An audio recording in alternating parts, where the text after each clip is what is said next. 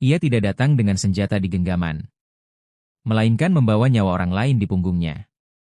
Bukan TNI, bukan tim SAR, bukan siapapun yang terlatih menghadapi maut. Hanya seorang warga desa dengan tubuh biasa, napas yang bisa padam kapan saja. Ketika banjir bandang Aceh Utara menelan segalanya. Ketika air bah menerjang desa Geudumbak. Ketika teriakan minta tolong pecah di kegelapan malam. Banyak yang berlari menyelamatkan diri, tapi Jafar berlari ke arah arus. Masuk ke dalam air yang mematikan. Bolak-balik, tanpa henti. Menggendong anak kecil, perempuan, lansia. Lebih dari 100 nyawa ditarik dari ambang kematian. Tanpa rompi pelampung, tanpa perahu, tanpa alat canggih.